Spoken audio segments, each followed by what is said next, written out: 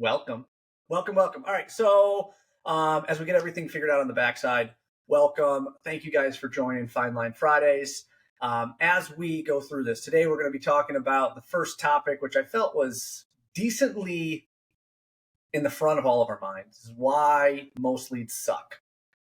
And we're going through this because there are so many different ways to be able to bring leads into a business.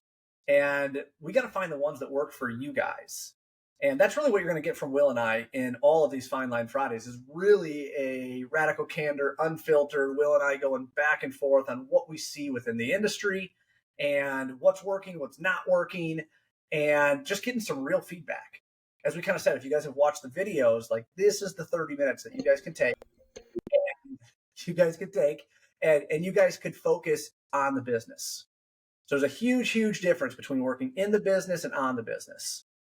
Will, are we good? You're here?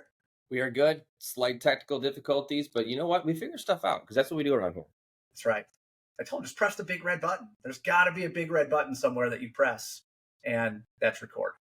Oh, I love it. I'm excited for this. So Fine Line Friday, what's the whole concept here and why take 30 minutes to talk about what's happening in the industry? Why? Probably because I'm the greatest example of that. Because I put my head down, right? It's like I got this project to be able to complete, and I just put my head down and I don't ever look up. And there's all this stuff happening around me. And if you don't have the right people in the business, right? So I've had some amazing people that had no problem challenging me, saying, hey, that's a dumb idea. You shouldn't do that. You can't do that, right? That brought me back into reality. And that's kind of what this is about, is like head down in the rut. I would consider that working in the business, right? You're in the field, you're with your technicians, you're out on production jobs, like that's in the business. Working on the business to me is when you step back and you take a look and say, okay, what did we invoice this week? What did we sell this week? What did the company do this week? And it's not about me, right? Because a lot of times, especially when I was younger, it was about what did I sell? What did I do? This is about the company. So that's what I think of when you say working in the business, on the business. Is yours different? No, I think that just to be perfectly honest, it's hard to work on the business because so much of what we do every day is in the trenches. I'm often the bottleneck, even in our own business. I'm the bottleneck. We can only get done as much as I can get done. So taking some time, and it's typically after hours, to work on the business. What are we doing next week? What are we doing this quarter? How do I make sure all the people on my team have a path forward that's going to be fruitful for and us? I love that. And you're right. It is typically after hours. Especially for me, right? Like, so my own time is I try to end at 5. Like I tell myself I end at 3. I really don't end till 5. But then when I work on the business is like after the kids lay down at like 9 o'clock, that's like my 9 till 11 / Netflix binge / get the projects done that I couldn't get done. And that's really the time that I work on the business, because as soon as the doors open at 6 a.m., right? That's when the emails are flooding in, and it's just like I'm just in the war at that point. When you look up and it's 5 o'clock and the day just, how many times do you go into the office and you go, okay, here's what I want to get done today? How much of that do you ever get done? I've thought this to myself. I've never said it. My worst days are the days when I have nothing planned. If I have a day of schedules, I don't know why, but like my anxiety and all that stuff, like it flows. Like I know I'm doing this at this time, this at this time. As soon as I have nothing planned, it seems like that's the firefighting day. And I don't know if I go and find those problems or if truly like it's the other side of just like chaos. Yeah. So let's kind of reel this back into what the topic is. And I'll ask you this. Why this topic? Because there's so much junk out there, and I'm influenced by social media and everybody else, right? But there's so much stuff out there of like everybody saying that they have the golden bullet, right, or the silver bullet, whatever you want to call it, to the business. And it's like, you come with me, it's like we'll get 35 leads this week into your schedule, or whatever it is. And there's a difference between residential and commercial, but at the end of the day, 99% of them are garbage. Because if you really look at the business as a whole, right? And I was thinking about this before we jumped on. If you look at a close rate, let's just stay on service. Would you agree average 40% close ratio is somewhat average? 50, amazing. 40, average. 30 below, we should probably work on it. I completely agree. Okay. So 40% of our quotes sell, which means we actually lose more than we win. And if you back that up even further to be able to think, okay, to get a quote, we have to have a meeting. To get a meeting, we have to have a conversation, right? And all the way at the front is where the lead comes in, because even though a lead comes in, so let's just use Facebook or Google My Business, whatever you want to, wherever it is, doesn't make a difference. The lead comes in. The first thing that has to happen is that lead has to turn into a meeting, right? Whether that be a conversation or wherever it is. And I can't count how many contractors I work with where that first conversation, that first meeting never happens. Like they don't show up, right? Like when you were running, like, so you have a sales rep has a meeting, goes to the business, and the guy's not there. Yeah. Right? All time. Boom. Like that's common, right? And we can always look back, say, you know what, I'm going to call them the day before, I'm going to confirm, I'm going to do all that stuff, but it's still going to happen. So when I say most leads suck, I mean, you can think right now on a quoting side, we're only closing, right? 40% is what we said is probably average. So service sales rep, 40% as far as closing. 60% is dying, right? 60% are not awarded to us. So if you back that up and think about the percentage of leads that come in that actually turn into a quote, it's a lot worse than that, right? And every company is going to be different. But what I really wanted to talk about is like, how do you find the best leads? I think is a good way that we can take this. I think the second way we can take this is how do you diversify your leads, right? It's not all just saying, I'm going to drop all my money in SEO or all my money in Facebook or all my money in telemarketing, whatever it is, because like that's a recipe for disaster. Yeah. Yeah, I think that's a good question too. And it kind of reminds me of what my dad always used to say. He's like, if your phone line was cut today, what would that do to your business? And that phone line today's day could be, your SEO got turned off or your campaigns got shut off and you're not getting anything. What do you do? That causes me to kind of think internally. And that's where the best leads that I've ever had come from is the existing raging customers. You create raging customers. Those were the best leads. And I was going to ask you to kind of define that based on what you've done. But if you go out into the market and you take care of someone at even a small level, like you solve a maintenance manager's biggest headache, mm-hmm.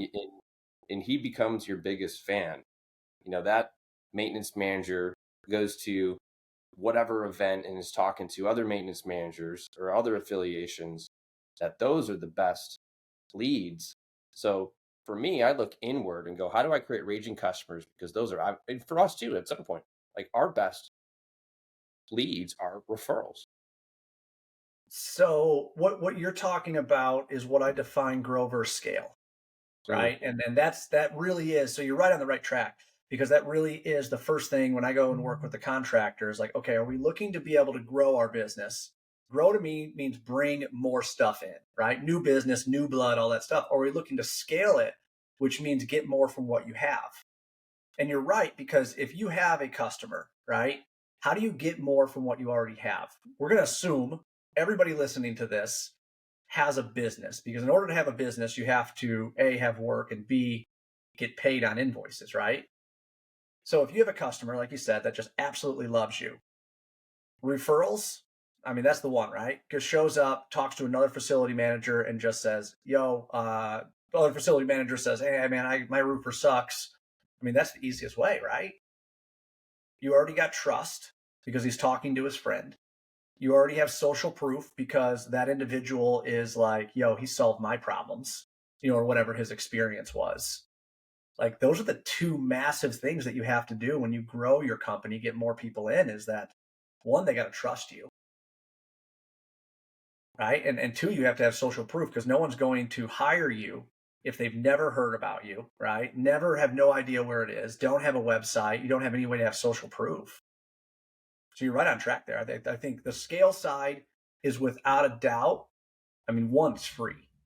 Right. So we talk about what lead companies are actually charging to be able to bring leads in. But on top of that, referrals don't cost anything. Mm-mm. Mm-mm. Just care and custody that provides it. But Yeah. you just said something there. Social proof. Mhm. I feel like a lot of contractors look at what they do online as lead generation, as people are going to go to my website and actually book an appointment because of an ad I pushed out or Google My Business and I spent money here or wherever it is. But social proof, as you define it, it's really, let's say a sales rep goes out and they knock on a door and they drop off a flyer, and that flyer says how great you are and what you do. They go online, and the social proof is really validation that you are who you said you are, that what you put on that flyer is in fact truth. Maybe you can talk about social proof and what it means to you. Uh, yes. Okay, so social proof is ultimately almost what you said. I'm just going to say it in different words, right? It's justification that you can do what you say you can do. So, for example, you go out, you're pitching yourself as a commercial roofing contractor. You have this beautiful flyer, marketing, all this kind of different stuff, but they go to your website and you got a picture on the website of a big, massive home, right? And then all the stuff that you have is residential. That doesn't give you any social proof that you are a professional in the commercial world, right? In the Mm-hmm. flat roof world or wherever it is. And that even takes us down another rabbit hole, which is, vertically scaling your business. And that goes into lead development too, because if you are awesome at hospitals, right, then we need to have social proof for hospitals. Because I always give an example, and then this is roofing specific, so this would be awesome. So 60 mil TPO roof on top of a metal deck, whatever variables you want to imagine, go for it. There's a puncture, there's a bullet hole directly through it, right? One is in a hospital, one is in a lumber yard. Which one's more likely to be able to make the repair? Hospital, Yeah. right? So like a lot of people look at the types of roofs and they think like based upon like it's a modified or it's a metal or whatever it is. I look at the type of business. What are they protecting? No And question. then that to me is ultimately what drives a good lead because I can understand their business, I can understand what they're protecting.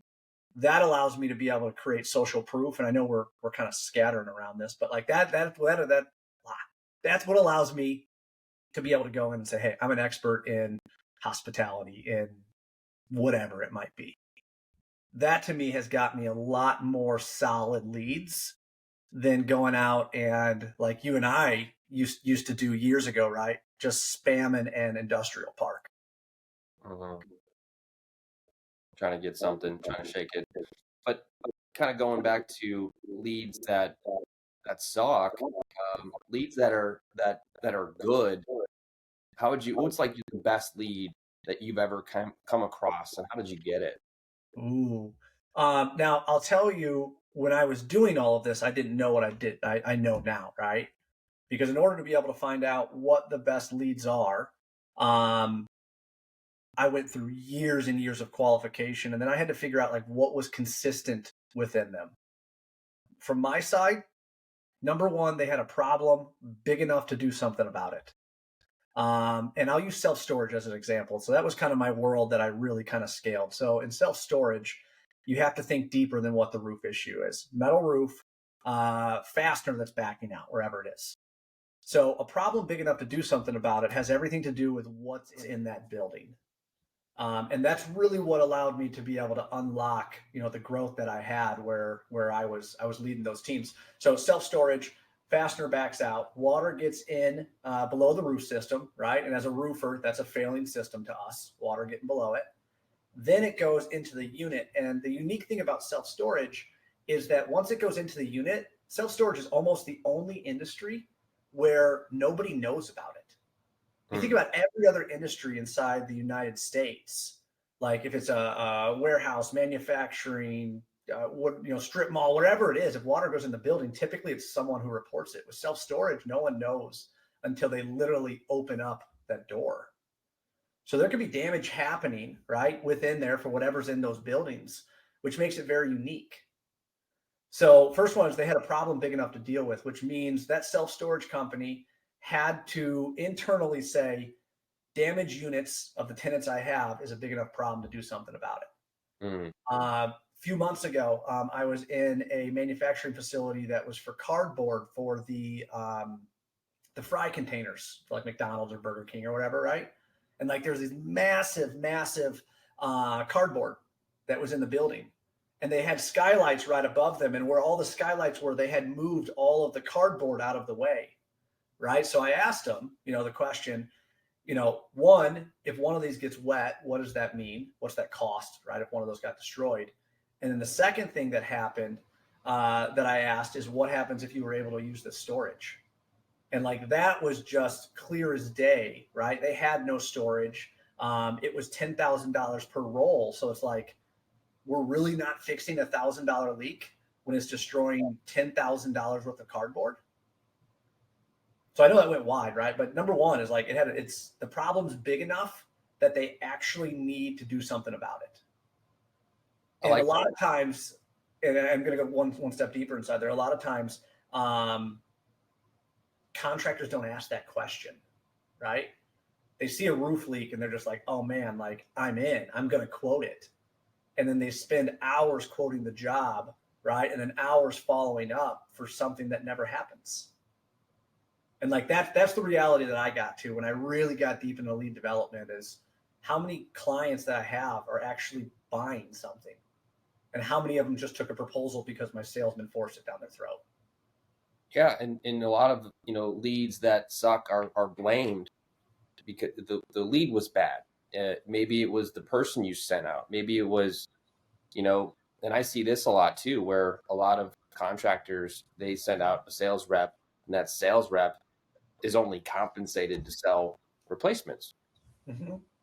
Well, what are you going to think is going to happen when that replacement sales rep goes out and it's a fashion that's backed out? They're going to bid the roof, right? They may not probe as deep as you got to qualify that client, but then that sales rep would turn back and say that lead sucked. Yeah. So what do? We got to send the right person out, or the right. So one, you have to send the right person out, right? So what you're talking about is a handful of different things. Number one is compensation, because number one, your sales rep is going to care about him, right? Because at the end of the day, he works for you to get a paycheck to be able to support his family.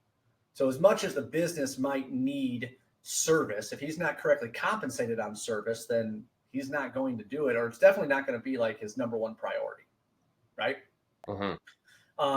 The second thing that I think of when you were talking about that is if I was to break down any company in the entire US world, whatever you want to call it, there's two ways to classify them: reactive or proactive, right?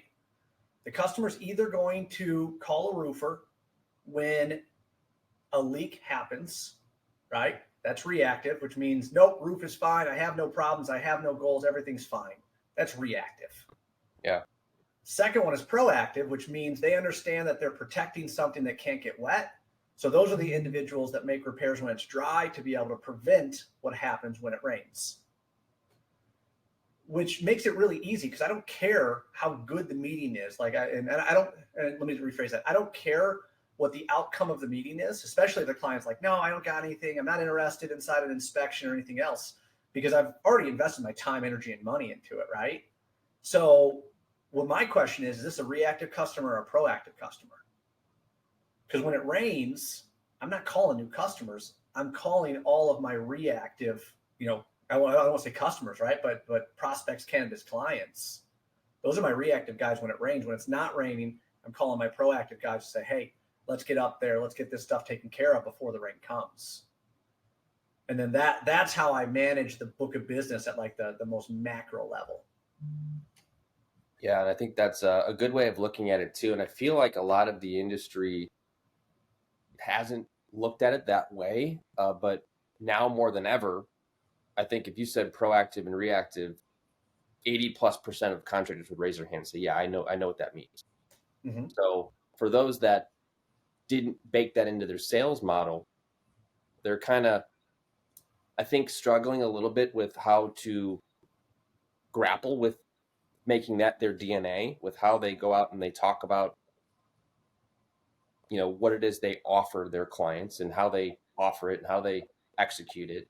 So for contractors that, let's say, and we're talking all sorts of ranges, right? Let's be real. $3 million contractor versus a $20 million contractor, that's different. $3 million, you don't have departments that are, you wear a lot of hats.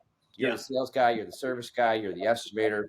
Whereas $20+ million business, they have divisions, and there's directors and there's managers in each division. So trying to speak to an audience that all ranges can take something from.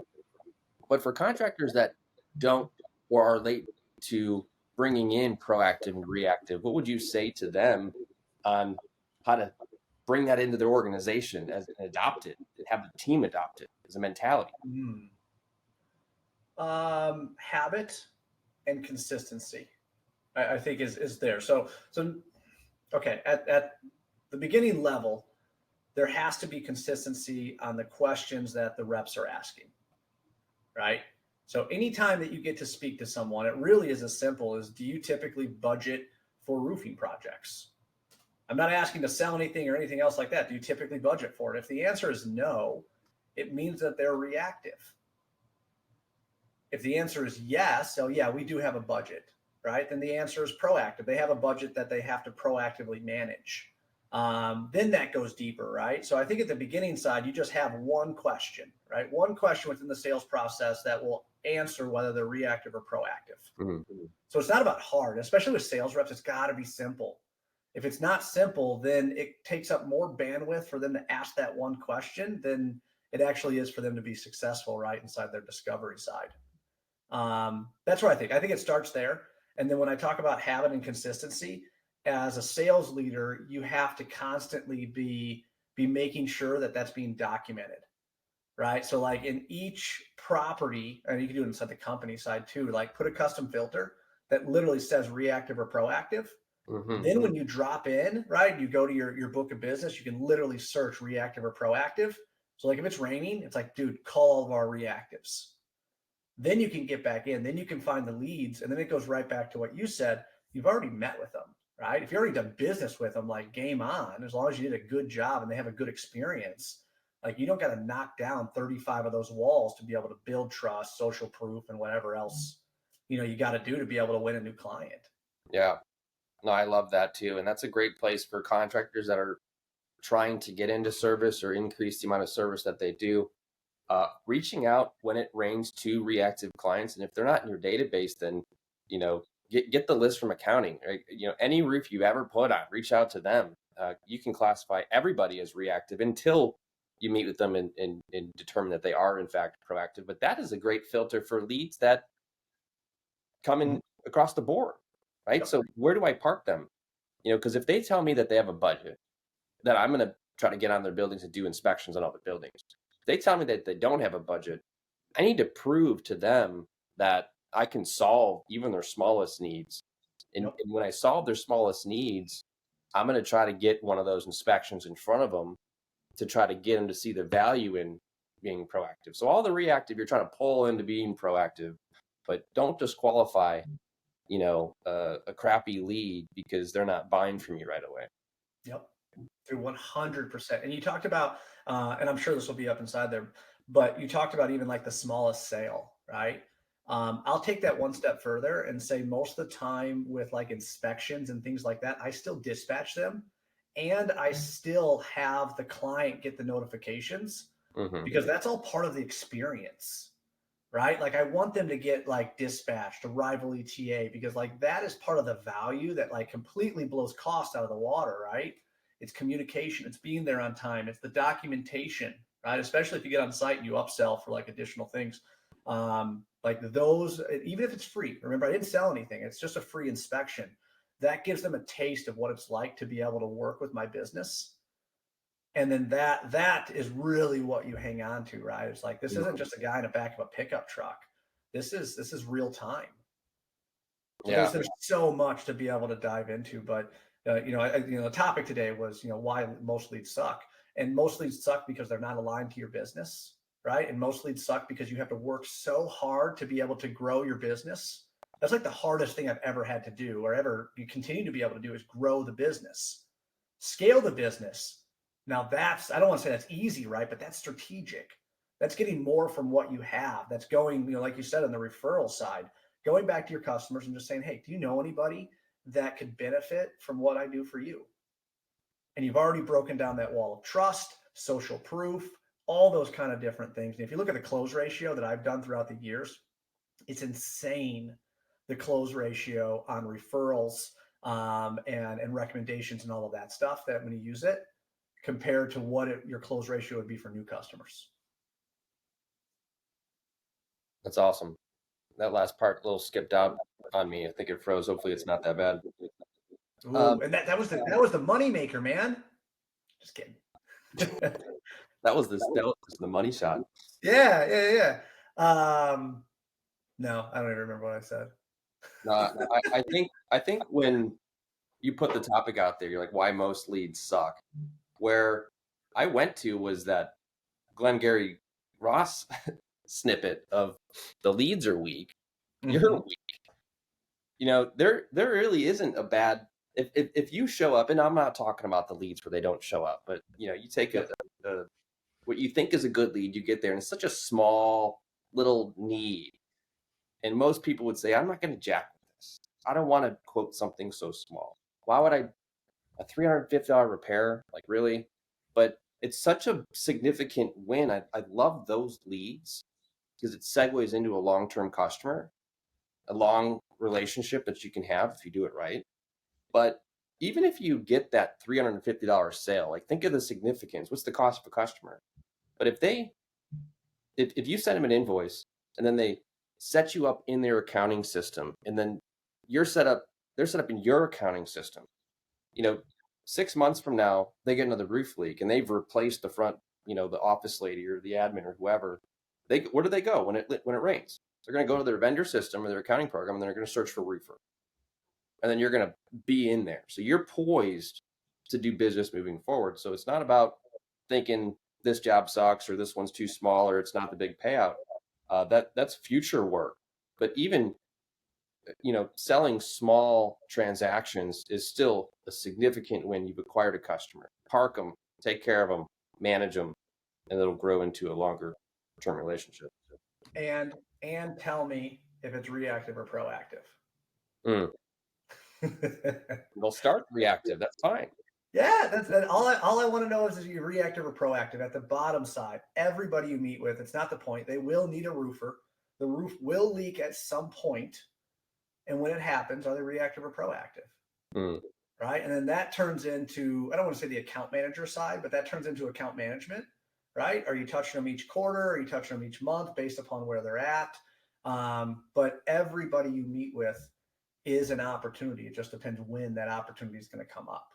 I've been way too many situations, right, where like you don't even know if the neighbor has a roof leak, right? Like those are the things that are going to be able to help you build those good leads, so you guys aren't necessarily having to constantly prove that you guys are great. Your entire book of business already knows that you're great because they're already working with you. They're already paying you, giving you money. So grow it. Yeah, no question. So we got another couple more minutes, and I want to get your input on this too. Yeah. So for purchasing, you know, buying leads, and there's a lot of companies out there, and I get messages all the time too. You know, you want to buy leads, you must. Does that work for some if it's aligned? You know, if you're paying for a lot of leads and you get them, and again, there's a big difference between residential and commercial leads, but let's just focus on the commercial leads portion. Paid leads, where are they typically coming from, and why do a lot of people say that those suck? Okay. This is a biased opinion, but I'm going to give you my real world in the business. Real world. Right? Not the business, in the business. So, number one is you let the company dictate what they're giving you. You guys need to be able to know, as a contractor, you have to be able to know what you're doing, right? So know what you do great. If that is hospitals, if it's manufacturing, warehouse, I don't care what it is, but you have to understand the niche that you guys are in. So when that company comes in and says, hey, I'm going to bring you leads, and says, that's great, we really excel in higher education schools, right? That's really what our niche is. Now, if you're looking to be able to grow the business, yeah, you might want to throw spaghetti against the wall, see what happens, bring some more work in.